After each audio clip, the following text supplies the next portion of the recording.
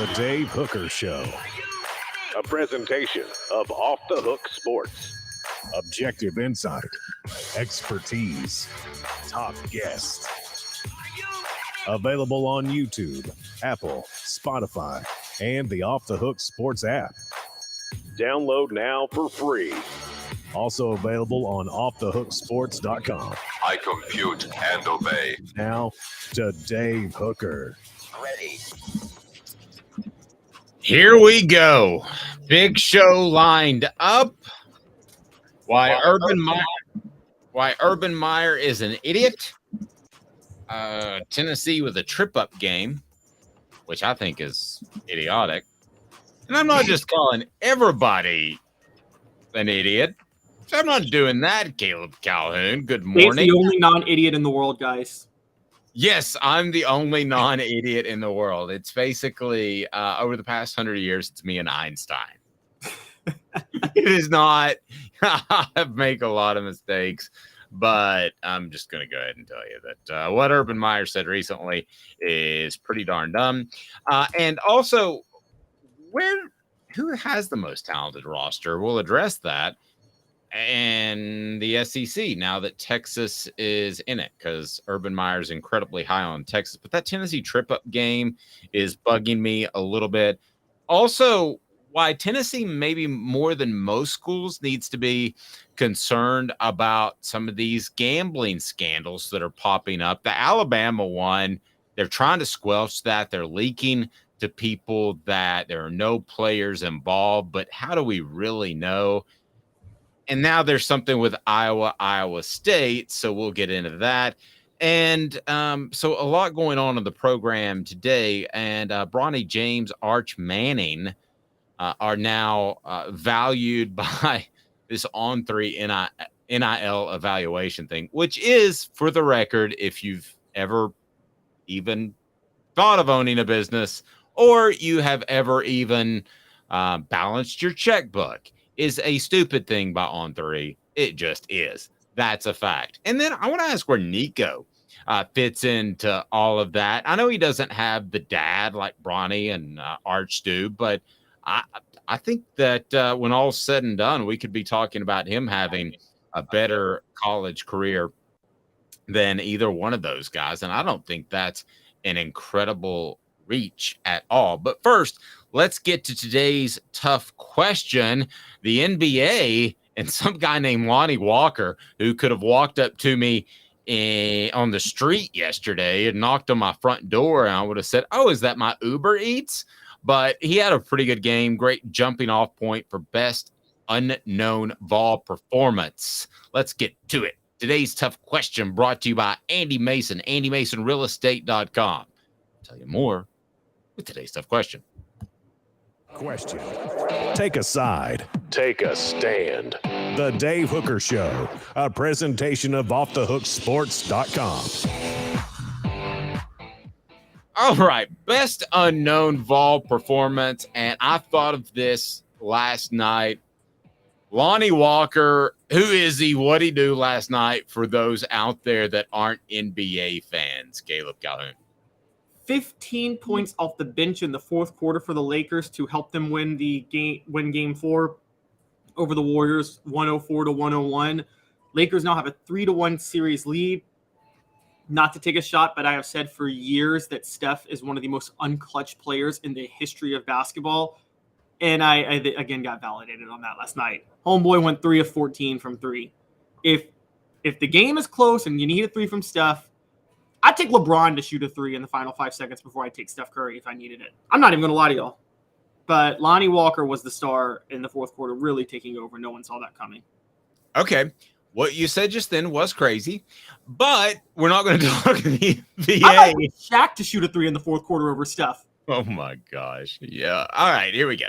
So today's tough question is best performance by an unknown Vol. And I'm afraid you're going to pick mine. So I've got a couple, but mine is by far the best. So the one I'm withholding from you is absolutely incredible. And it's brought to you by AndyMasonRealEstate.com. Go to AndyMasonRealEstate.com. Andy Mason is my realtor.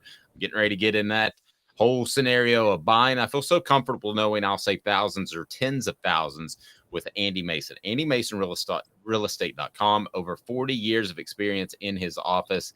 He is awesome. Just sign up, tell him Off the Hook Sports sent you, but you can sign up at andymasonrealestate.com. So the best performance by an unknown Vol is, what say you, Caleb Calhoun? That's today's tough question. Fill it out on our message board as well. But I've got the winner.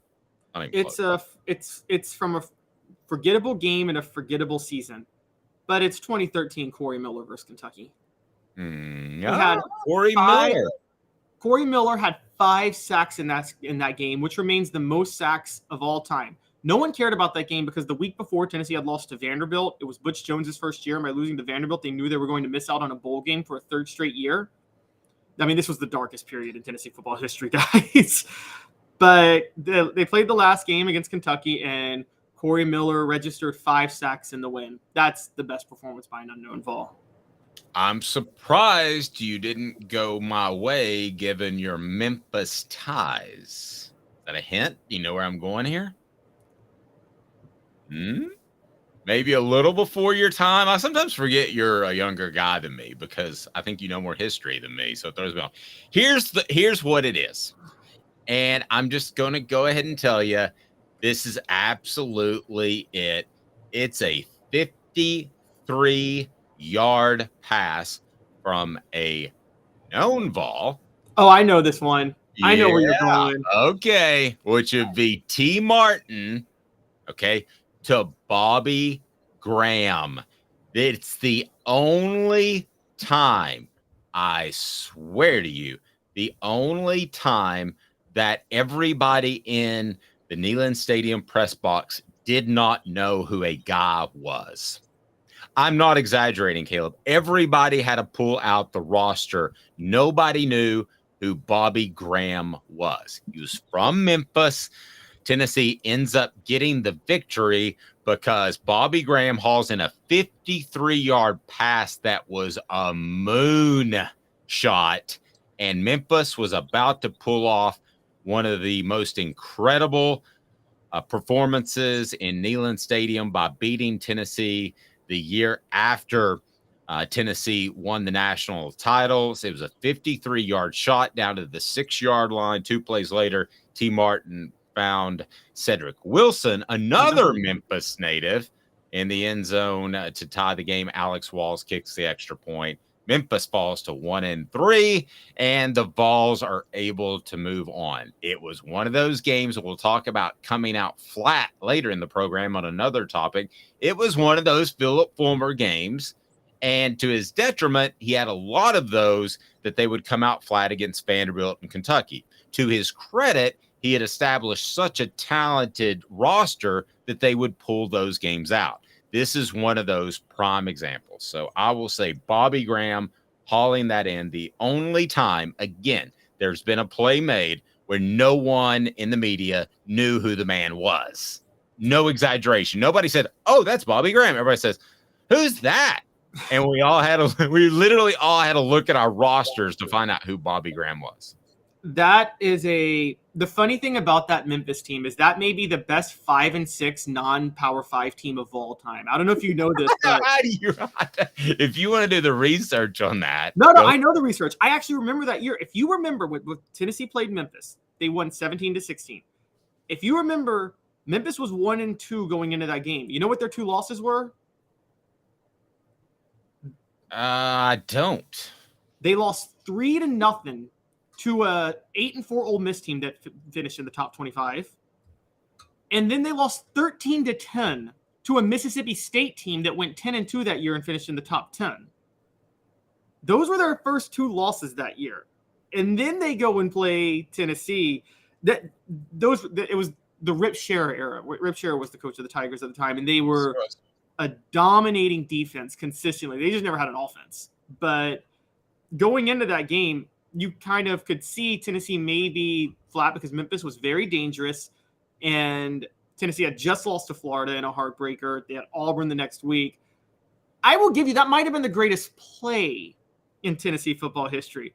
I can't go greatest performance, though. I mean, Bobby Graham didn't even catch the game-winning touchdown. No, because Tennessee had lost that game if he doesn't make that play, and it wasn't even a great throw, and he was well covered. So I'm gonna hold true to what I got. You do know Bobby Graham. That's not even Bobby Graham's most memorable game. No, it is too. No, 2001 Florida, he had 7 catches in that game. Okay, I don't care. They lose to Memphis the year after winning a national title early in the year, and they lose to Memphis without that play. And don't forget, that's just 3 years after Memphis upset Tennessee. So everybody thought that going into that game that Tennessee would be motivated to pound the Tigers into the ground and prove that they're the better program, and that didn't happen. And it was a game that felt lost by Tennessee. I mean, there are times where you're covering a team and you think to yourself, they have just lost that game. It was an absolute moonshot. For some reason, they couldn't move the ball at all. And if not for that play, you would agree, right? If not for that play, Tennessee loses that game. Yeah, I agree. What play was more significant to beating Memphis, though? Because here's the crazy part. The very next year, Tennessee almost loses to Memphis again in Memphis. And Memphis is up 17-16 with less than a minute to go. Everybody's certain Memphis has just won the game. And then Leonard Scott reels off a huge return to set up an Alex Vols game-winning field goal. Yeah, and it's funny you bring up Corey Miller and the 5 sacks. Honestly, I'd forgotten that he had 5 sacks, and he was one of the players that was involved in the great escape in the night, so to speak, when Lane Kiffin was gone, because he was a part of that class. And basically the fact that he was a midterm enrollee, but he had gotten to Tennessee and spent the night on campus. And that at the time was a rule. If you spent the night on campus as a midterm enrollee, you don't really sign anything as a midterm enrollee. But if you spend the night on campus, I don't know if that's still the rule, but at the time he spent the night on campus. So he was a Vol, and he couldn't get out of it without sitting out a year. This is before the transfer rules. But his teammate, whose name escapes me, his high school teammate, did not make that trip, did not drive with Corey because he was packing up his stuff, got halfway to Tennessee, heard about Lane Kiffin bolting, and turned around and went back the other way. And I think he ended up at Southern California. So Corey Miller was this close to not even having that game and not being a Vol. How strange is that? That's wild, but then that disproves what we thought about. So Ed Orgeron didn't even know what he was doing when he was calling the players, telling them not to go to class, because it didn't matter if they went to class. It mattered if they spent the night. Let me tell you something about. You're right, he didn't. Let me tell you something about that. Of course, Ed Orgeron will get it wrong when he's trying to be shady. Let me tell you something about that 24-hour period. He didn't know what he was doing. Lane didn't largely know what he was doing. Monty Giffen sure as heck didn't know what he was doing. I remember talking to him. He goes, I don't know why everybody's so upset. I didn't know the rules. No, I mean, it was 24 hours of pure ignorance. I mean, they shouldn't have. They even held a press conference for a departing coach. Mike Hamilton was meeting with a DirecTV guy in Colorado when he got the phone call. So it was all that. Everybody was ignorant, and ignorant doesn't mean stupid. It means uninformed. And which is why you always turn to Ed Orgeron to be the calming force in those situations. And he's already in LA making phone calls trying to talk him out of it. It was, yeah. Is what he always used to say. It was ignorance across the board. Nobody was well informed in those 24 hours, and I include myself in that. It was absolutely bizarro. But yeah, Corey Miller was that close to. I think he was going to go to North Carolina instead. He tried to get out of it, but couldn't. Be sure and hit that like button so we can bring more people in. If you haven't subscribed at this point, you need to, and turn your notification on, because Celebrate 98 is a thing, and it's happening. We're going to drop it tonight. As a matter of fact, it'll be Eric Westmoreland will be our first guest, and then we'll have more later this week. So, yeah, he was that close to not being a Vol at all. Corey Miller was. So, real question: going back to this like performance by an unknown Vol, because this could be not an unknown Lonnie Walker, but this could be Lonnie Walker's breakout game, which, as you know, is different. The game that makes you emerge into a star. I'm not saying it will be, but there are two. I want to see if you're going to get it right, Gabe. There are only two answers in terms of who had the greatest breakout game for a Vol. Okay. I'm trying to think off the top of my head. So could they could have played before, right? They could have played before, but the real thing, what makes this difference from the unknown Vols is like they became basically a star after this game on a consistent basis. Okay, what do you got? I'm interested to see which direction you go here because you feel strongly about two. So lay it on me, brother. All right, one of them is 2001 Kelly Washington versus LSU. To this day is the school record for receiving yards in a game. Didn't really catch anything before that game. Okay, and do you remember at the end of that game that he had gotten criticism for pointing to the stands? He was pointing to his mom, and people said he was showboating. And an offensive lineman at the time came up to me and said, "Man, we don't even touch the ball, and here he is showboating, and he's just been here for a couple months." But do you remember after those performances, he specifically went around and patted the offensive lineman on the head and was less demonstrative than he was? I did not know that. No, yeah, he did. He went out of his way and like smoothed everything over. Then he smacked his head and had a neck injury against Georgia. So people always remember him as a bad guy. He was trying to improve his image after that. So yeah, that's a good one. That's a good one. What else you got? Biggest breakout ball? Because I have the best one. The other one is after arguably who would have become the greatest running back in Tennessee football history suffered what became a career-ending injury. Tony Thompson comes in, and in his first Thompson, 220 yards. I was at that game. My stepdad took. Yeah, 1990, 248 yards. Literally, the only person who had ever rushed for more yards than Thompson did that day was Chuck Webb, the guy he replaced from injury. Yeah, and you're like, God, this guy's every bit as good. He wasn't. He wasn't as good as Chuck Webb. Chuck Webb, I think, was one of the most talented tailbacks that I'd have ever seen. All right, so those are your two. We got a whole new segment here as we freelance a little bit. Mine is, though, more significant than either of your two. What you know is it? why? Why? Okay. It's J-Lou. It's Jamal Lewis against Houston. 13 carries, 135 yards. Wait, Houston? Don't you mean Ole Miss? No, I'm going Houston. Houston was 98. I said 98? Did I not say 98? Oh yeah, I'm sorry. I wouldn't. Okay, I'm surprised that was a breakout game. You call that, but okay. Okay, here's why I call that. Well, okay, sorry. Excuse me. The year it was 90. My goodness, I'm getting a little twisted and turned around here. His first year, he didn't play against Florida, and Mark Levine played. So help me with that. I got my years twisted up. The week after the Florida game, in which Mark Levine played, and then it was Jamal Lewis who had a big breakout game. So it was significant in that everybody said, "Why didn't you play that guy last week?" Well, he wasn't good in pass pro, but that was his breakout game. Can you help me on? No, that was 90. That was 97 versus Ole Miss. Okay, 97 Ole Miss. You're right. So 97 Ole Miss. Sorry, seen a lot of football games. But that would be my biggest breakout performance. But I don't know that there's any others that compete. If you want to throw one on the message board, feel free. That even really compete with that.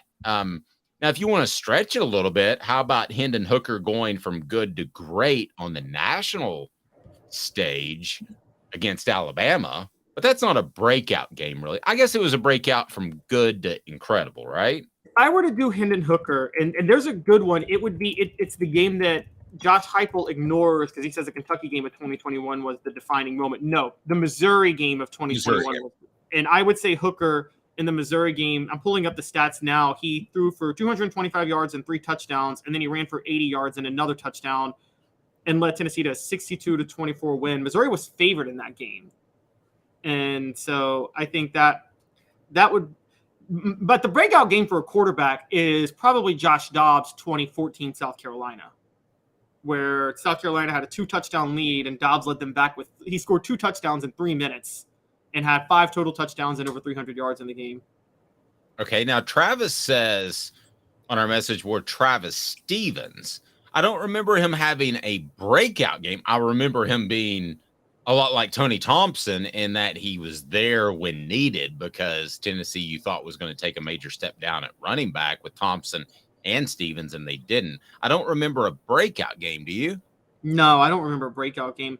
Particularly, we have to remember when Jamal Lewis first went down in 98, Travis Stevens and Travis Henry were splitting reps at first, and then Travis Henry kind of emerged as the main running back because all due respect to Travis Stevens, a great, loyal guy, but Travis Stevens was not as good as Travis Henry or Jamal Lewis. He just wasn't. No, yeah, exactly. I don't remember a breakout game. Travis on our message board, maybe you can help us with that. The other one that can I pick a breakout throw? Okay. All right. So a breakout throw. There was a guy who he went on to do pretty good things, but he was thrown into the fire at UCLA. He was not ready.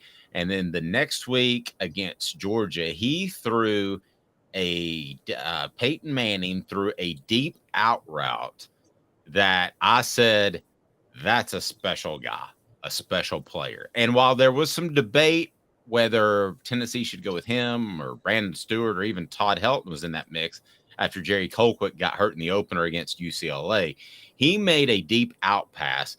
And I still remember, I remember Mike Keith, who was hosting Sports Talk at the time, saying that was the type of pass that changed the way you perceive Peyton Manning. He was not a caretaker that's going to, put you in the right position and super smart. He also had the arm. He had the ability to be elite. And boy, I still remember that out pass against Georgia. It was early in the game where you're like, that's an SEC quarterback, no question. I think I remember Jimmy Hyams talking about that. He was interviewed for there was a E60 documentary called The Book of Manning. He was, ago. Yeah. And I think I remember seeing him talk about that. The thing that stood out to me about that year was Cutcliffe did an interview one time.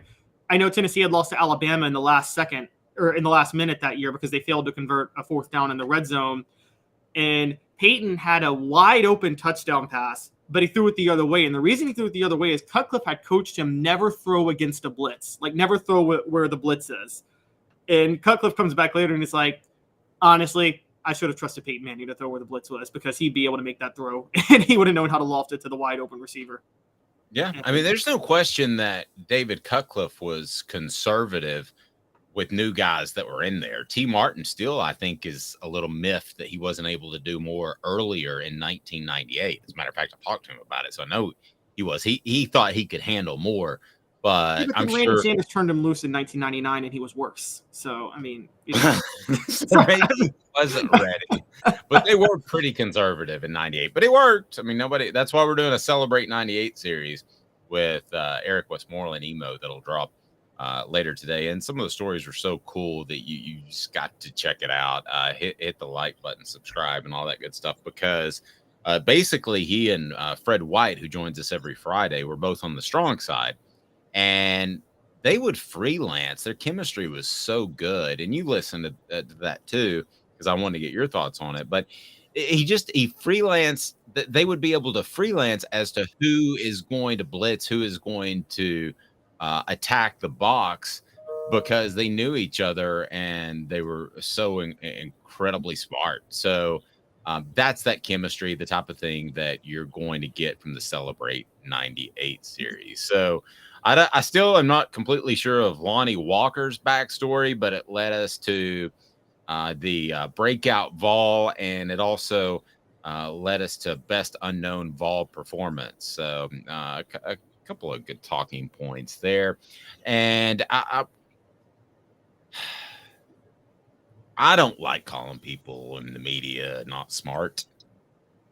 I just don't. I mean, that's what I'm in the media. I don't like that. I don't like getting tit for tat. But when they are a former coach, yes, I will do that. And I'm going to tell you right after this who's just incredibly dumb. and it just blows me away. He's Caleb Calhoun. I'm Dave Hooker.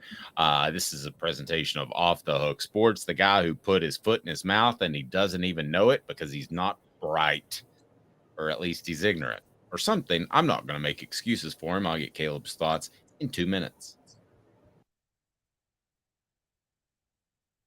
And Craving Wings South North Shore location, where we've heard people say that you can get the best wings in East Tennessee.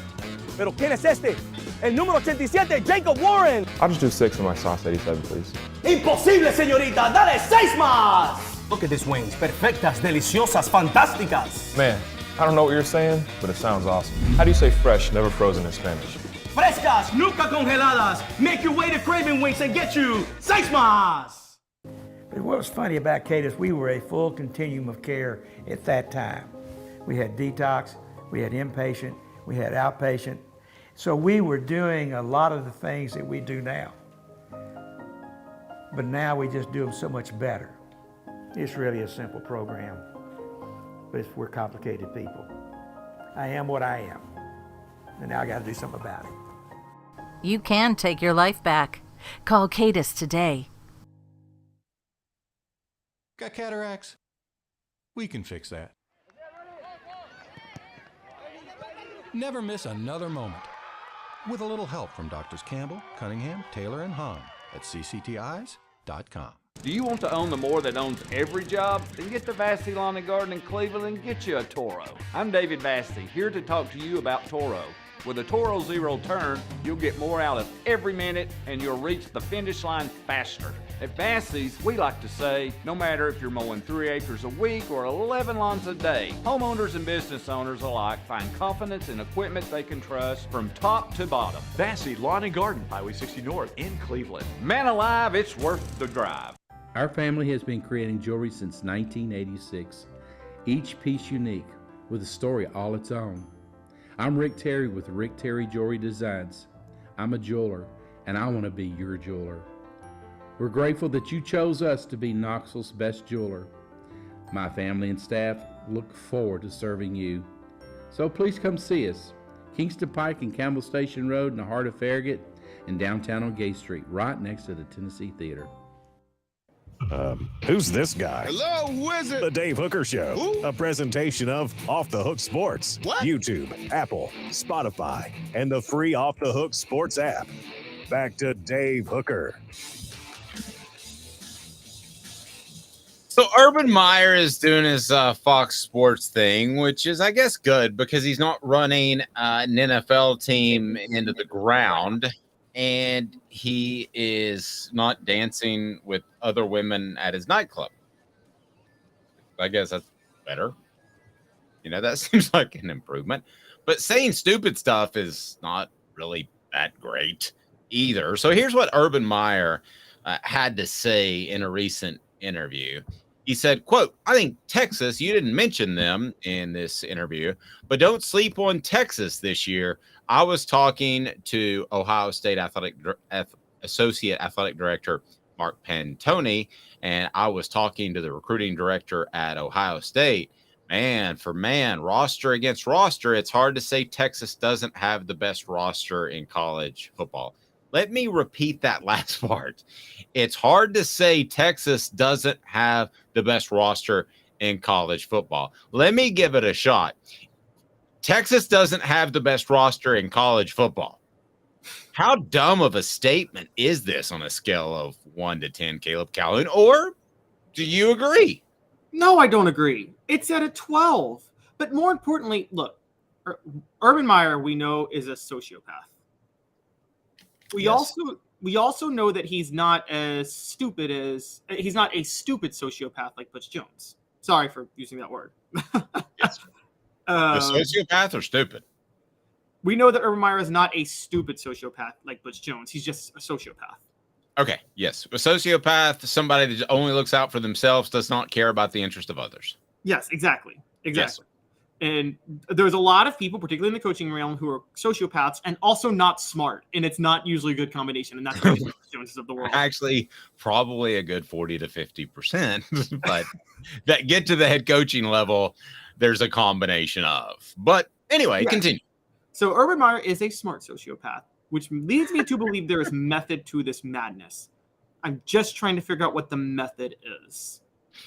Okay, here's my I don't think there is. You're referring to an ulterior motive, right? I don't think there is that in this case.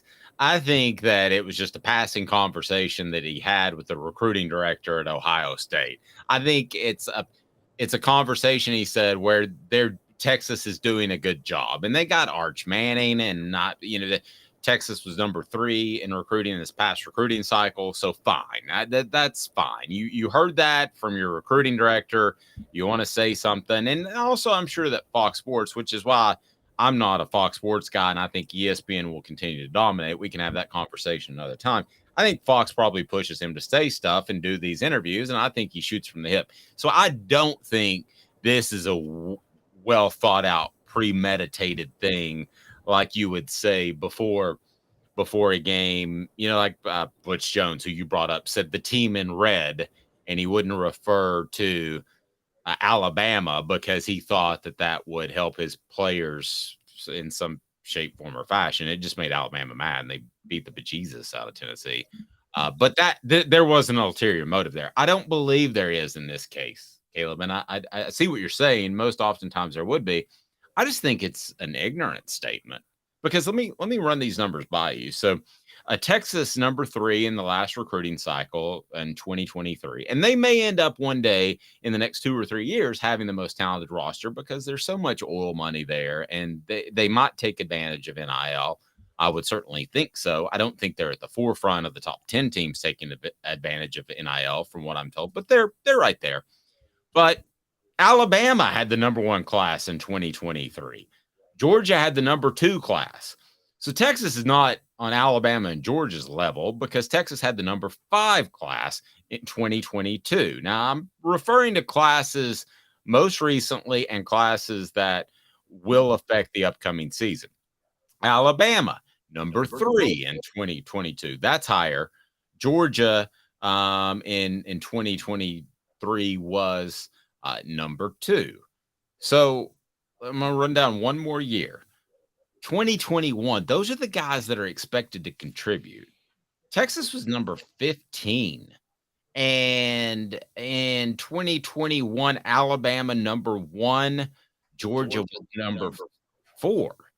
And then in 2020, if you want to go back further, Texas was 8, Alabama number 2, Georgia number 1. There is no way that Texas has one of the most talented rosters in the nation. They have one of the most talented, but there's no way that they have the most talented roster. It's just not even close. Mr. Jones says shooting from the hip is far less accurate than using the sights. Wow, he's a shooter. I like that. All right, so you're absolutely right. I do think this was shooting from the hip and just plain ignorant and dumb. No, okay. Look. Give me a reason. Oh, I got the reason. Okay. Urban Meyer wants to trigger a Steve Sarkisian firing. Oh, job. Okay. I thought he was okay. All right, that's pretty good. Kudos to Caleb. You win the star on your paper award. That's pretty good. Okay, so I could see that. I thought he had just pretty much that he was resolved to the fact that he's not going to be a coach again. But yes. Okay, so he's raising the stakes on Steve Sarkisian so that he can get the Texas job. I think Urban Meyer would have been highly interested in the USC job before they hired Lincoln Riley. I really do think he would have wanted that job. Urban Meyer is the ultimate cut and run coach when things get a little tough, and then find as good of job that's perfectly positioned to be great somewhere else. Okay. And that's a big time kudos to Caleb, because I usually see angles pretty good, I think, and I didn't see that, so kudos to Caleb on that one. By the way, in terms of roster, the best roster for the record, if it wasn't for quarterback, it would be. Or you want to do 4 downs, don't you? Oh yeah, I want to get to that. First, I was going to give you a love. Oh, sorry. Very good job, Caleb. I did not see that one coming at all. I didn't see that. I thought he was just fine with not coaching anymore, that he's proven he's kind of adult, and he's got the TV gig. So good job on that one. I didn't even see that, way out of left field. So, and he's snakish enough just to try to get another coach fired for himself. He's that type of a snake. Oh, yeah. No question. The sun's going to come up tomorrow. That's just an obvious statement. City Heat and Air Conditioning, cityheatandair.com brings you 4 downs. Integrity matters. You may not need a whole new unit when it gets hot and yours has trouble. You may just need a part, may need some coolant. That's why City Heating and Air Conditioning will take care of you. They bring you 4 downs right now. Integrity matters to City Heating and Air Conditioning. It does not to Urban Meyer. 4 downs. 4 questions. 4 answers. The Dave Hooker Show. 4 downs. A presentation of offthehooksports.com. I'm changing it up for my rundown because you kind of showed me the light a little bit. All right. We know Texas doesn't have the best roster. Would Urban Meyer, that was going to be first down. First down is, would Urban Meyer do a better job at Texas than Steve Sarkisian? Yes, and I don't want to tease too much because we're going to talk about this in a segment coming up, but I've never been that much of a believer in Steve Sarkisian. So, yes, I think he would. Yeah, I'm not either. Unless I'm a bartender and need to pay my bills. It's awful. Make sure he's there. Open the bar at 9 a.m. for him. Yeah, and the tips will be tremendous. 20% of a lot is pretty good. Okay, I actually think that Urban Meyer is pretty washed up, and I think once he got in that position, especially at his age, he would not do as well. I think Texas is in better hands. If they could just snap their fingers and change everything, Steve Sarkisian would be better. So I'm going to give credit to Steve Sarkisian. I think he's turned his life around. So there we go. So second down. Who has the best roster in the nation? So if quarterbacks weren't a factor, it would easily be Alabama. Easily. But they don't have a quarterback. And I think the recruiting, we haven't seen it yet. There were a lot of young guys last year, and we just saw Bryce Young and Will Anderson, but they're loaded with young talent based on the last. I mean, it's Alabama, but a lot of that young talent should emerge. They just don't have a quarterback. When you factor I think it's Georgia. See, I wasn't going to go to either of these, though. When you factor in quarterback, I think it's Ohio State. I'm going to take Georgia and what they did last year with restacking, man. That feels just like what Alabama was doing for years.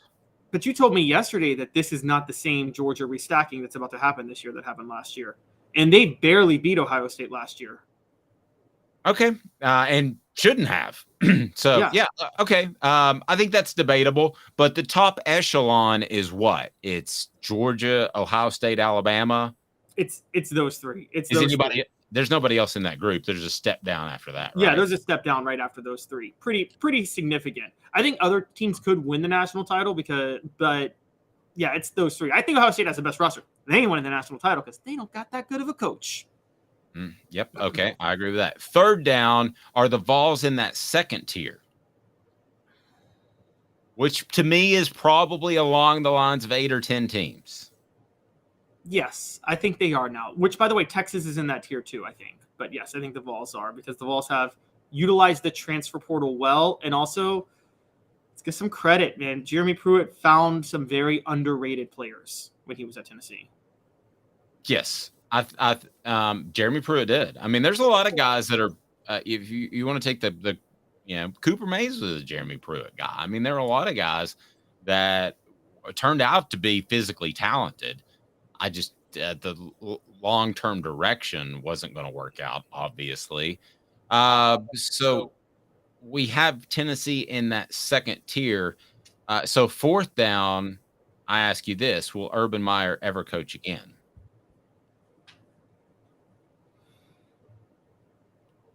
Boy, I got you on that one.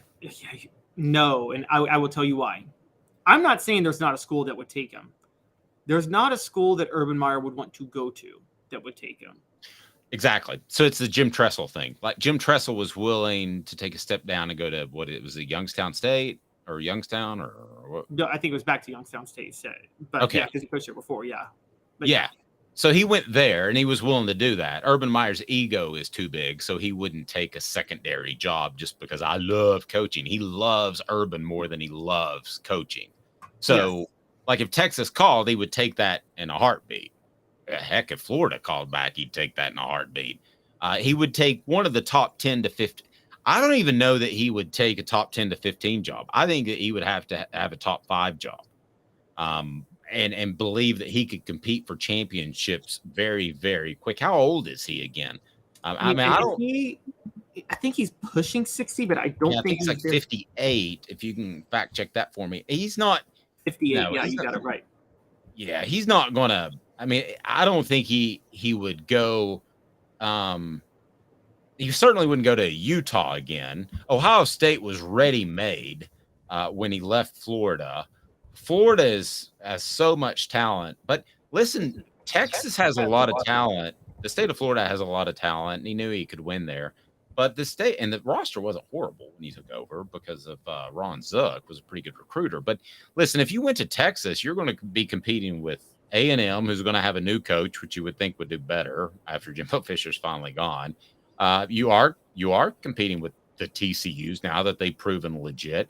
You're competing with a lot of different schools. So I don't think that's a lock, stock, and barrel that you're going to be fantastic there. As a matter of fact, I think it's grown into a tougher job, especially with the SEC. So you walk in, when Texas walks into the SEC, they're already at best third best roster. I think that there are several coaches from a schematic standpoint, and I'm going to include Josh Heupel in this, that are better than Steve Sarkisian. I think that Lane Kiffin is a better coach schematically than Steve Sarkisian. I'm sure I'm leaving some Brian Kelly. Brian Kelly, yep, as a whole is a better coach than Urban Meyer. I believe. You mean Steve Sarkisian? Then yes, then Sarkisian. Excuse me. So yeah, I mean, I don't think this would be. But I think Brian Kelly as a whole is perhaps a better coach than Urban Meyer. I know that sounds crazy because of the championships, and it would be hard to make that argument. But Brian Kelly spent a lot of time at Notre Dame where you just can't win a championship because of the academic restrictions, and then you have no control over discipline. Do you know you have to live in the dorms at Notre Dame? You have to live in the dorms. You can't go get your own apartment if you're a player. Yeah, that's. I mean, you know, the more you say it, it's like I might be on your side. I mean, let's take even recruiting into account. Let's call a spade a spade. Who wants to live in northern Indiana? Like, guys, the upper Midwest right around there, it's miserable. Okay, it is. Respect for the people who live there. You know, I'm not saying they have not been massively screwed by our government and big business in different ways, but these are rundown factory towns left and right, and it's dreary above you all the time. You don't want to live there, and you got the academic standards. Look, I've said this before. Notre Dame is not even like there are 30 schools I could think of right now that are better positioned to win a national title than Notre Dame. Yes. I agree with all of that. And I think that when you look at what Notre Dame is, it's pretty cool. I mean, I can roll with it. I like that it's a part of college football. But unless they make changes they're never going to make, they're not going to compete for a championship anytime soon. Oh, yeah, and they're losing their TV revenue advantage, by the way, with the Big Ten getting on NBC. Like one of the big financial advantages Notre Dame has to recruit national, that's going out the window. I mean, guys, because of how set they are in their ways, we're seeing Notre Dame be a program that can win right now. I mean, you might see Notre Dame like in 50 years, we might be talking about them the way we talk about Pittsburgh now, because, you know, Pittsburgh and Georgia Tech were like the class of the 1920s in college football. And yeah, that I would actually say more like Georgia Tech because the academics. Yes, exactly. I don't know. Could they slip to the Vanderbilt area. Well, I tell you, I got a better comparison. Northwestern. They could be Northwestern, where a 9-win season is cause for a parade. Yes, it will be. And then you'll see these old guys be like, well, back in 1980, Notre Dame was amazing. And it's like, nope. That's where they're going to be. You're right. I mean, Vanderbilt's a dangerous one. That is a really good one, because I'm sure up until the 1980s, there were World War I veterans telling you how great Vanderbilt football should be because of the history. Yeah. Click that like button, get on board now, and want to remind you that we're going to take care of your pet. It's that simple. Craft Treats. Go to crafttreats.com. Use the promo code Off the Hook. The promo code Off the Hook, and you get 20% off. They have the CBD chill pills that'll help with your pet's arthritis, will help with your pet's digestive issues. My pet takes it, my dog, dogs and cats. So crafttreats.com. Again, crafttreats.com. It's time for What the H, and it's brought to you by crafttreats.com. Again, crafttreats.com.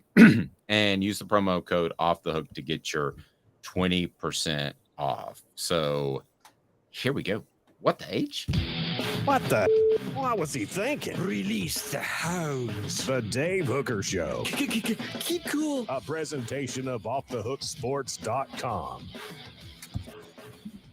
So this, bizarro. And I don't get this. A college football news said the Tennessee Vols letdown game or sandwich game is the University of Texas San Antonio, September the 23rd.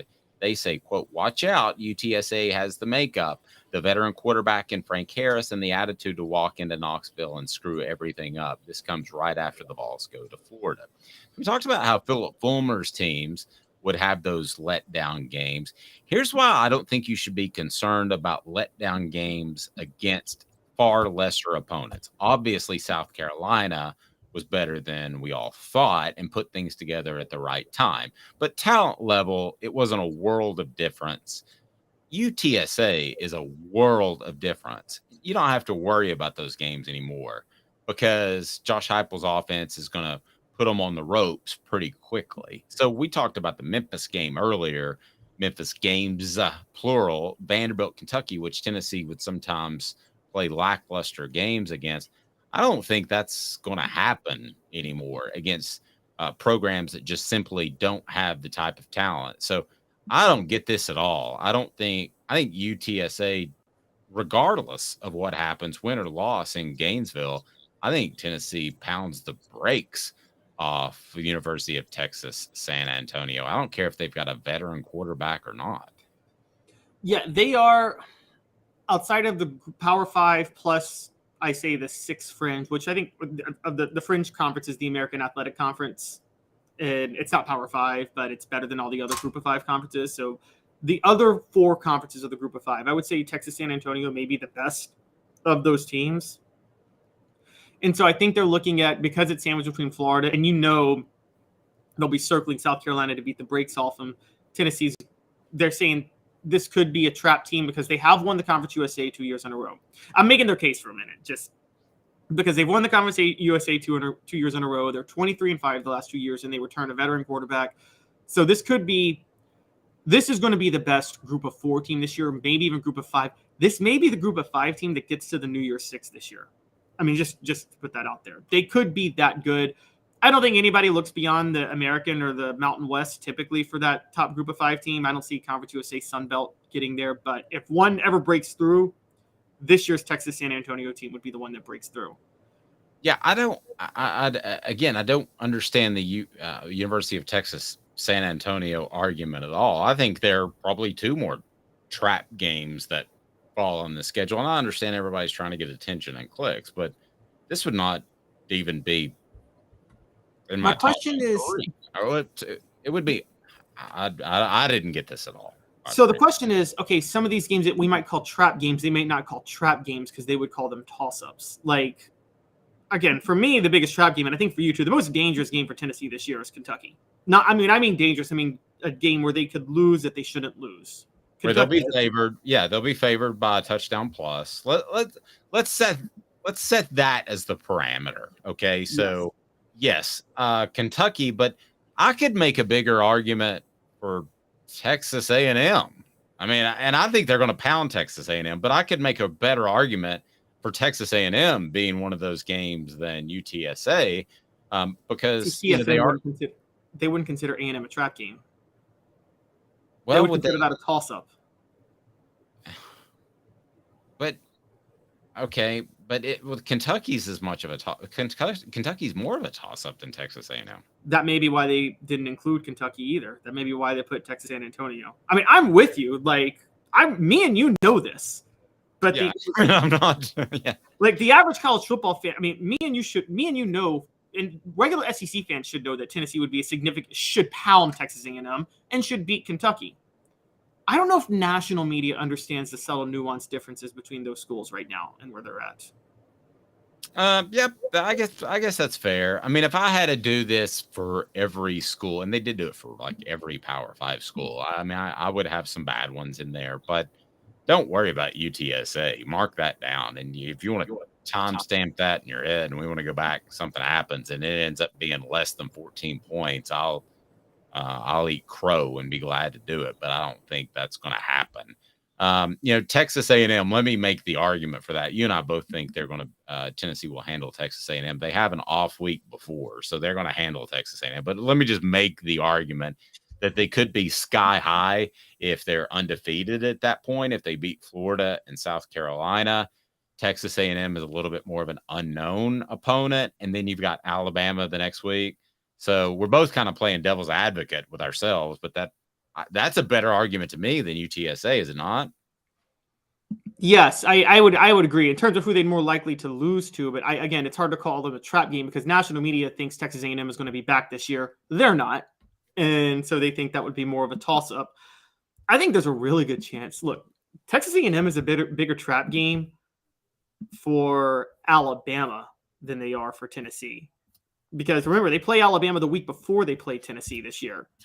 And they get Alabama at home. And Alabama will have just played Ole Miss and then visited Mississippi State, which is, I mean, Mississippi State's going to be an easy win. But still, they have to go to Texas A&M. And me and you both agree Alabama's got a quarterback issue this year. Yeah, they're taking dudes that have barely played. So, although I don't think Tyler Buckner is a desperation move like you do. But anyway, all right. So you got this guy named Bronny. Maybe you've heard of him. He's going to go to USC. You got a guy named Arch Manning. They both have really famous dads, and because Cooper's on all those Caesars commercials. And I'm going to make a really strong argument that those two will not have as good of a college career as a guy that I'm sure you know. His name is Nico. Thank you, Nico. Ame Lava. 2 minutes. I'll tell you why Nico will have a better career than both of them.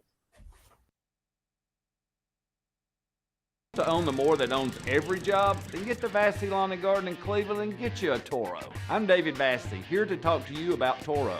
With a Toro Zero Turn, you'll get more out of every minute and you'll reach the finish line faster. At Vassy's, we like to say, no matter if you're mowing 3 acres a week or 11 lawns a day, homeowners and business owners alike find confidence in equipment they can trust from top to bottom. Vassy Lawn and Garden, Highway 60 North in Cleveland. Man alive, it's worth the drive.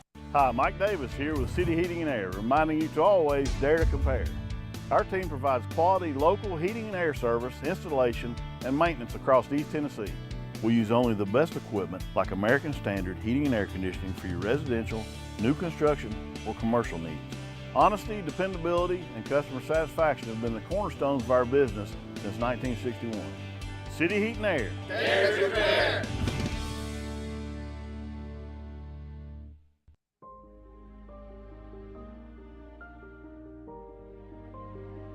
Our family has been creating one-of-a-kind pieces of jewelry in West Knoxville since 1986. Each piece is a combination of unique processes that bring your idea to life. Every day in our shop, a truly special item with a story all its own is being manufactured in our facility, bringing the history and family sentiment into a whole new generation of life. We're grateful that you chose us to be Knoxville's best jeweler, a title that we value and respect. Because to me, being a jeweler and owning a jewelry store are not the same thing. I'm Rick Terry. I'm a jeweler, and we want to be your jeweler.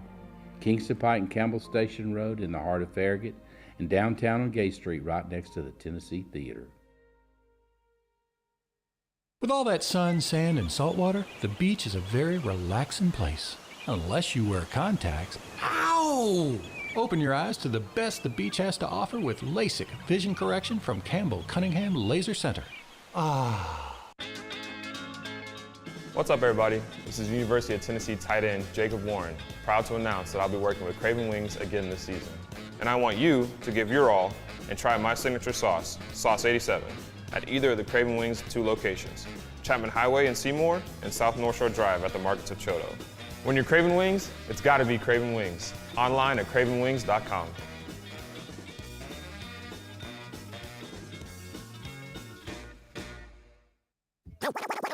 You're listening to The Dave Hooker Show, a presentation of offthehooksports.com. The internet is full of pictures of each and every one of you. Available on YouTube, Apple, Spotify, and the Off the Hook Sports app. Download now for free. Is there nothing you people can't do? Also available on offthehooksports.com. Another NBA tie-in, and no, I'm not going to break down the playoffs, but you got Bronny James, LeBron's son, going to Southern California. Arch Manning, as we know, going to Texas. Famous dads. And who has the better career? I'm going to go ahead and tell you why Nico's going to have the better career than both of them. Better college career. Zulbeer.com brings you portions of the program, xulbeer.com. And Zulbeer is just fantastic with its worldwide award-winning craft beer. And they also have parking downtown and a panoramic view of downtown Knoxville. So you will love it. Check them out, Zulbeer, xulbeer.com. So no great surprise. Bronny James goes to Southern California. We know Arch Manning went to Texas. So I think both will have very good college careers, but I think at the end of the day, we'll judge them by their NFL careers, largely because Arch Manning could have a fantastic career at Texas, and they might not win a championship. We saw that happen with both Cooper and Peyton. As far as a national title, Peyton did win an SEC title, and we think of them as some of the biggest stars in our Peyton and Eli. Oh, what did I say? I'm sorry. He said Cooper. No disrespect to Cooper. Apologize, but like Cooper's selling energy. So neither one of those, Eli or Peyton, won a national title, but Peyton did win an SEC title. So they're judged now, and they're the biggest stars in the sports universe because of what they did in the NFL, which is a collective 4 championships. Bronny James is not going to be LeBron, but there have only been a couple of players at that elite level. But you look at Nico, and I believe that he'll have and I'm saying this, and if somebody's tuning in and they're a Georgia or South Carolina fan, they're like, oh, that guy's a homer. But I firmly believe that he'll have a bigger impact at Tennessee than Bronny James will at Southern California. And I say that for a couple of different reasons. Bronny James is obviously a guy who's going to be gone after 1 year. He wants to play with his dad. And that's not going to have a monstrous recruiting impact. I think Nico will have a continued recruiting impact and already has had a big recruiting impact. Why I think Nico will have a better college career than Arch Manning is because I think Josh Heupel is on the front edge of a really good trend in the way he runs his offense. I also think, as Caleb's pointed out, he was tailor-made to fit this offense and his skill and his ability. So Arch Manning could go on to have a better NFL career than Nico. I don't know. I mean, that's a long ways down the line, but I don't even think it's close. I think Nico has a bigger impact on the Vols and will have a better overall career than either Bronny or Arch. Am I crazy, Caleb, to say that? No, I actually agree with you. Let's start with this. Give me your thoughts. Better college career, just Bronny versus Arch first. Who has the better college career? Forget NBA. Well, I'm a little bit surprised of what I've heard from people that Arch didn't have a spring in which he's firmly in the quarterback competition. And some of that's been said publicly, but some of that's kind of behind the scenes as well. So I would rather take 2 years. And that's a tough one because a basketball player can really impact a program for a year, but I'd rather have 2 good years of an athlete or 3.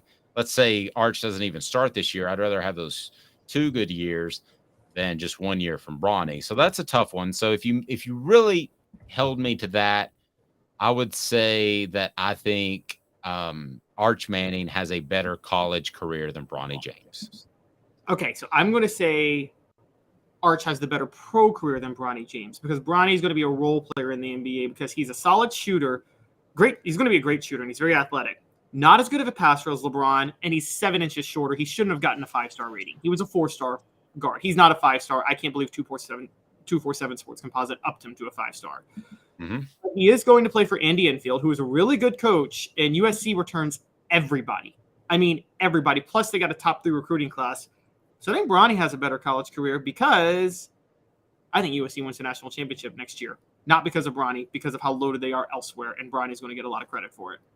Okay, well, if anybody wins a title, then that vetoes the other 2 dudes. Exactly. And from the other side, Texas, what I was getting at last segment, look, I find Steve Sarkisian to be an overrated quarterback whisperer. People tout him on a lot of these things.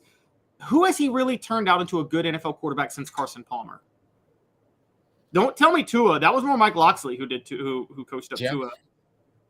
And Lane Kiffin coached up Tua. That's fair. And listen, Nico is going to be in a position that he's got to be the starter at some point. I mean, there's too much money on the table, so he's going to get his chance. Arch Manning, listen, if Steve Sarkisian doesn't think he's as good as Quinn Ewers, which I don't think he is right now and probably won't be this year, he's not going to play. If another cat comes along, he's going to play that guy. He's not going to play Arch Manning because he's a Manning. They can have all the pull they want to, and the Mannings do like to orchestrate things and move things around, okay? So they would try, and you would get a call from Peyton or Eli, and there's something to be said for having a Manning back there in 2024 and what that might bring to the program, or at least maybe even getting him on the field in 2023 to show prospects that. But still, just in terms of natural fit and what Josh Heupel has done with quarterbacks, Nico's going to have a better career than Arch Manning. He might not be the better NFL prospect when all's said and done. We'll see. But yeah, I would bet a mortgage payment on that. People make fun of me for saying all that all the time, but I would. I mean, I bring it up all the time, and we'll bring it up again since they were peers in the 90s. This is Danny Warfel versus Peyton Manning, and Nico in this situation is Danny Warfel. He's better than Danny Warfel, I think, but I'm saying in the sense of Danny Warfel had Danny Warfel had the better college career than Peyton. There's no debating that. As much as you may want to love Peyton, Danny Warfel had better stats. He won the Heisman. He won a national title. And he won 4 straight SEC titles. But Peyton was the better quarterback and was the better NFL quarterback. By leaps and bounds. I've asked you this before. What determines success for Nico? For the new viewers, listeners that are a part of the channel, and please hit that like button. If you haven't subscribed, we encourage you to do so. So the Celebrate 98 series starts today. What defines success? Just an SEC title? Because you got to look at a 3-year span. I mean, it's not a cat that's going to be here for 5 years with a redshirt year. Top 2 in every statistical category at Tennessee for passing by the time he leads for career. And I'm going to say a national title. Nico's got to get a national title. It's too perfect. This is a rare combination. I mean, I say this a lot, and I'll say it again. It is the rarest of rare combinations when you get a quarterback who is the perfect fit for a scheme, that maximizes the talent. Now, yes, David Cutcliffe to Peyton Manning was a great fit because it developed Peyton for the NFL. But it's not like David Cutcliffe had a specific scheme that was tailor-made for any sort of quarterback. He, as you know, tailored his system to whatever the quarterback could do. But how much of your expectations and the lofty goals are based off that $8 million that he's getting? No, they're not. They're based on some of the highlights I saw actually in December and January when I saw the type of throws he can make. And I know what Josh Heupel runs. And I mean, it's literally the perfect combination. It's Tim Tebow to Urban Meyer. It's Tim Tebow to Urban Meyer. Okay, so if they win an SEC title and make the college football playoff 2 years, you consider that falling short? 2 years in a row or just 1 year? Do that. No, they would win one SEC title and they would make the college football playoff twice. Is that falling short? Yeah. I'm not really worried about the statistics. That's falling short. That's falling short. You can Heupel's scheme is designed for Nico. Normally I don't in the 90s with Peyton, I don't say Peyton's career at Tennessee is a disappointment. He got an SEC title and then he went to become a Hall of Fame quarterback in the NFL. I think Peyton was the one who elevated Tennessee to the next level. But I think Tennessee is low-key almost there with Josh Heupel at this point. So Nico is just falling into a system that is tailor-made for him. I don't know if you agree with me, Dave. I think Tennessee is in a better position right now than they were right before Peyton Manning went to Tennessee in 1994. How so? Well, they just finished number 6 in the nation. They just got a top 10 recruiting class. They're on the precipice of being great, and they don't have this coaching turmoil. Don't forget, 94, it was after Fulmer's first year, and there was still, the whole university was divided over the Fulmer major split, and Heath Schuler had just gone to the NFL. And to Fulmer's credit, he locked down the number 1 recruiting class in 94. I think on paper, that's Tennessee's best recruiting class ever. It's 94 or 97, one of the two. But he did lock down the best class in 94. But Peyton Manning was a reason that was the best class in 94. Well, I don't have quite as lofty of benchmark as you do, but we're in the same ballpark. I mean, you have to get to Atlanta at a bare minimum.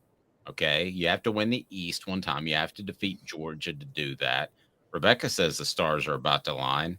They align every day at 10 a.m. weekdays on Off the Hook Sports. But so it's me and Caleb. You have to make it to the bare minimum to me is you have to make it to Atlanta. You have to win the East. Again, we're talking about a 3-year time span, and he might not play this year.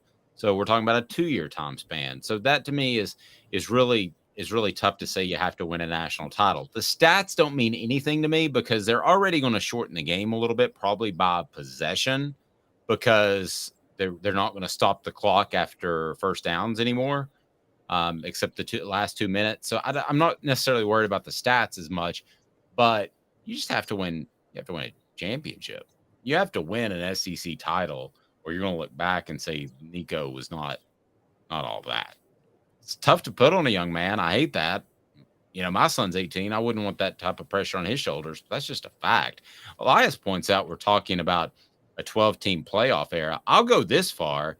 If he doesn't, if they miss the playoffs 1 year with Nico as their starting quarterback, then I would argue that that's a failure. Yeah, I know Giannis Antetokounmpo recently talked about is this season a failure because you didn't get that far. If you've got 2 years in a 12-team playoff and you miss it once based off where Tennessee is, I think that career could be deemed a failure. And that sounds harsh, but I think fair. Yeah, I agree. And success is relative to the state of the program and things like that at the time. I will say this. If you look at Nico as a draft pick, if he don't win an SEC title, it's given what he's going to, that's kind of, or if he doesn't make the college football playoff 1 of the 2 years, that's kind of like, you know, those one and done athletes in college basketball that don't make the NCAA tournament. And I'm one of those, and I know you're an Allen Houston defender, but I'm one of those guys where I'm like, if you are a transcendent star worthy of a top 5 draft pick in the NBA, you're good enough by yourself with me and Dave as your second and third best players to get that team to the NCAA tournament. Maybe not win a game, maybe not go any further, but you by yourself can get a team to the NCAA tournament in college basketball. I don't know when I became a Houston defender. I just think he's a really good shooter. You tried. I criticized him for never getting Tennessee to the tournament. And, okay. And well, no, that's okay. Well, I would too. I mean, he didn't play a lick of defense. He's still a good player. D says, Caleb, you are being a tad unreasonable. Anything short of a national championship is tough. Really tough. So many variables can and will come into play. 21 other guys have to play a huge role. Yeah, I think that's asking a lot, man. A lot of things got to break your way. When you got not always, not when you get the situation that you're in right now with Nico to Heupel. Again, this is Tebow to Meyer. This is Warfel to Warfel to Spurrier is overrated because, quite honestly, Shane Matthews, Rex Grossman, any other quarterback could have probably won the national title in '96 with that system, and it wasn't figured out at the time. But it's Tommy Frazier to Tom Osborne, Tim Tebow to Urban Meyer. Think of it. What's another system, like a system offense that won a national title? I'm trying to think of one in my head. But you mentioned I was going to go Frazier. You beat me to the punch on that one. Yeah. So yeah, Tommy Frazier in a lot of ways is a lot like Nico. He was custom made for that offense. Exactly. There wasn't perfectly tailored. Yeah. High knees, punish you. You don't want to play in the fourth quarter because you're sick of trying to tackle that dude.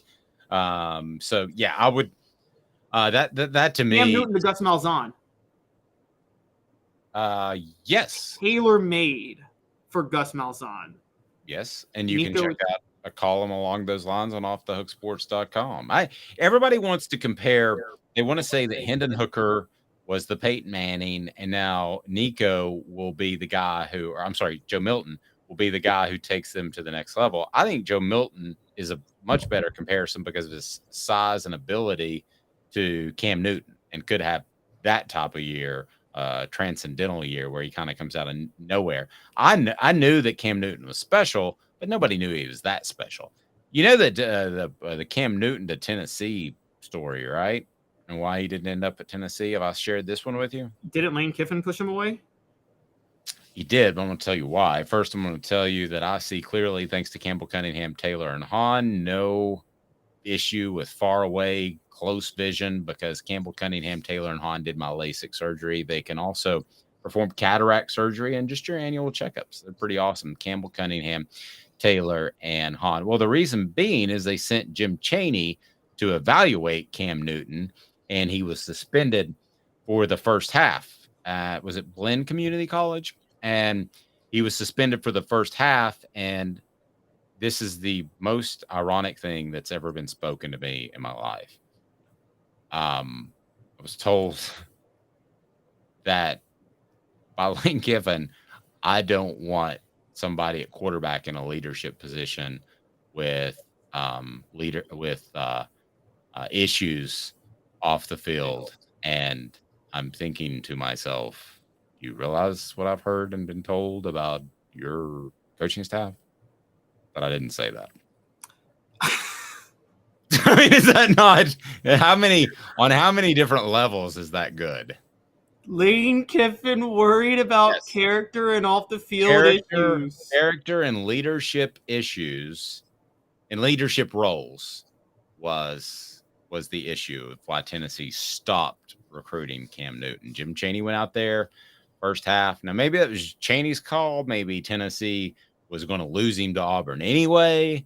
That's all possible. And this is, recruiting speak to make it look better afterwards. But that's what I was told by Lane. Then he brought in Tyler Bray, the worst intangibles of a quarterback in Tennessee football history, who likes to throw beer cans on top of cars from his second room dorm window. Remember that one?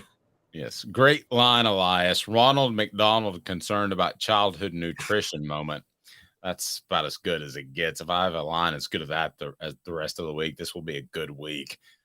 Yes, but that's exactly what I was told. So, nevertheless, Cam Newton could have been a ball, and things might have been way different. I don't know. Does Lane stay if he's got a Cam Newton? I mean, I don't know. A lot of different. Wanted the beach. He was married at the time, and his wife wanted the beach. Let's call it what it is. I don't know. And he loved those beach girls at the time. He was that guy. Do you ever watch Summer House, the reality, not Summer House, Flip or Flop? No. Okay, But I wouldn't have flopped away from Layla, I'll tell you that. There's this California, used to be couple. This guy was married to this pretty hot blonde, and they flipped homes. They worked on flipping homes and making money, and it's on HGTV. Well, they got divorced. Guy got remarried. He's been dating a couple of women in between. All your typical California blondes. It's like, this dude's got a type. I mean, I'm like, I feel like that was Lane Kiffin. Ouch. There's a there's another scandal. I think his type is mid-20s. There's another scandal, another a gambling scandal that appears to be happening with Iowa State. So why does this affect Tennessee? I want to get into that. Let me give you a little bit of background for those of you that are younger and not seedy. So the thing that you have to know about Knoxville that a lot of people don't. Before gambling gambling's always been illegal, but before it became legal, Knoxville was known as a gambling hotbed. There were all kinds of poker rooms. I know a friend that ran one. It was known as every other corner. There's a secret poker room that starts about midnight and lasts till 5 a.m. So Knoxville was known. Gambling slips were everywhere. I played my first parlay when I was 20 years old. So Knoxville is known for that. So Caleb, I don't know if you have statistics to that, but Tennessee is one of the highest gambling states in the union. You can tell when Tennessee's number gets moved. A lot of times it'll come out. People will bet so highly on Tennessee that it'll move the number. So this is scary. I think for Tennessee more than a lot of other schools. And now we've seen it with Alabama baseball. Alabama is also known as one of the schools that'll move the number because of their gambling. So here's the thing that's scary about gambling being legal is that I almost guarantee you that one player's already been approached at several SEC schools. So tell me about what's happening at Iowa State and why Tennessee fans should keep an eye on that. And I think you should also keep an eye on the Alabama baseball situation. We're going to have a special guest from Alabama to talk about that situation tomorrow. We've got that lined up. But I don't think that one's done either. And I think Tennessee, more than a lot of other schools, needs to be concerned about the easy access to gambling, Caleb. So what's going on at Iowa State? So it's Iowa and Iowa State, both schools. So Iowa, let's start with them. They've received information on 111 individuals in total, including 26 current student athletes from the baseball, men's track and field, wrestling, and yes, football and men's basketball programs, along with the full-time employee in the athletics department who were involved in illicit gambling activities. Iowa State has 15 student athletes across all sports, which also includes football, that are being suspected of wagering allegations that go against NCAA rules. I believe Iowa was like Tennessee, one of the earliest states to get involved in the sports gambling revolution that happened after the Supreme Court overturned it a few years ago. It was like Tennessee, New Jersey, and Iowa, like right off the bat. And so we're talking over 40 athletes alone at two different schools. That includes players on the football teams who have been suspected or suspended due to gambling, due to illicit wagers not allowed by the NCAA. If that's happening in Iowa, it can easily happen at Tennessee, where, like you said, sports gambling is much, much more widespread and is a big problem. It's funny you bring that up with Knoxville. I got a little history on my own. Memphis at the turn of the 20th century, in like 1900, about 1910. You've been to the Liberty Bowl, right? Unfortunately. So right over there used to be these fairgrounds and this little amusement park, but there's this Coliseum, and right across the street there was this grassy patch. That used to be the site of the most popular horse racing event in the nation. It was the Tennessee Derby. It competed with the Kentucky Derby until Tennessee outlawed sports gambling. And it obviously killed the Tennessee Derby, and it doesn't exist anymore. And they tore down the horse racing track. But for a century, there has been a thirst for sports gambling in Tennessee. It's a big part. It was a big part of the state culture until it was outlawed. It's probably why they outlawed it, because maybe Tennessee was one of the states where they took it a little bit too far. And so I'm thinking you're right. Now in Tennessee, it's a real issue. Tennessee's got three professional major league sports teams. They might get a fourth soon in baseball. They got a pretty famous NASCAR track just an hour and a half east of Knoxville. NASCAR is about to embrace gambling to try to help themselves get a little more popular. Mm-hmm. This is all over the state.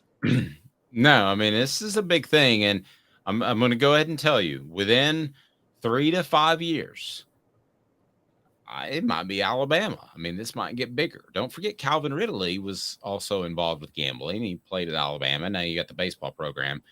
I'm going to go ahead and tell you, somebody's going to get the SMU death penalty from this. They're going to make an example out of someone. Okay. And it might be Iowa State. I don't know.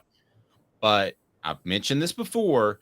The NCAA hired 40 more people in their enforcement office. I think they had about 12. Okay. So this is this is not just expanding the department. This is exploding the department. What are they going to police? You can't police tampering with social media. If somebody wants to reach out to Nico and say, hey, you're not going to play there because Joe Milton, come on over, there's no way you can find that out. There's also, I don't know how in the world you could police payments now, because anybody that has any intelligence whatsoever knows that it's legal. You just got to make sure that you're doing it right. It's basically like having the right tag on the back of your car. But the thing that the NCAA is going to hammer somebody on, you just wait, it's going to be gambling. Because I'll go ahead and tell you here how I feel about gambling. You and I actually agree on Pete Rose, which is rare, because everybody seems like he should be in the Hall of Fame and that he shouldn't have been punished so harshly. But listen, I can watch Naked and Afraid reality television. I don't want to watch that, because I believe that reality television is absolutely the least real television on the planet. It's all scripted. It's all BS. And if I find out that my favorite sport, and my favorite sports are college football, the NFL, the NBA, are my top 3, I'm done. I'm not watching that sport. I'm not interested anymore, because I like the idea that you don't know what's going to happen. And if I think that somebody is pulling strings, I'm out. I'm done. So you just cannot do that, Caleb. That's what makes sports programming so special. I'm sure there are some that are listening that like WWE and professional wrestling. That's fine. You can like it. Just, that's a show. I don't want to watch a show, Caleb, period. Yeah, you want to watch the best of competition. This is the idea of what we as society embraces competition in certain moments. And we, particularly professional sports, is a way to get the best athletes, the best skill people in their respective field to compete against each other in an honest way. And we all love seeing it. And you're right, Dave, I know you don't like it, but this has to be something that Congress has to address, right? Like, because it can affect it. I mean, I know everybody's like, Congress should get out of the entertainment business. They got bigger things. This is a big thing. You know how many jobs are dependent in sports and gambling, and how many could be jeopardized by people placing illicit bets that compromises the integrity of the sport? Yeah, I mean, it's going to happen. I'm telling you, somebody's going to get hammered, and they might try to find an SMU, a smaller school that doesn't have as big of an impact. But if this stuff at Alabama or Iowa blows up, then you might have to make them the example. You don't want to make Alabama the example. And as far as wrestling, ask if I don't like wrestling. I don't dislike wrestling. I just don't have enough time to add anything else to my plate. Yeah. And then Mr. Jones said, it's still real to me. What is that from? What movie is that from? It's still real to me, damn it. I have no idea.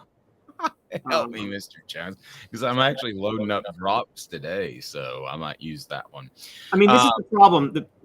We had sports gambling illegal everywhere outside of Vegas for 100 years, and the federal government fought the idea of making it legal everywhere, and now it's legal, and they're caught with way behind the 8 ball because it's getting legalized in all these states, and they have no uniform policy to address who can gamble and what can gamble. And I mean, in the stock market, Dave, you're not allowed to make investments in the stock market if you have insider information on what's going to happen with that stock.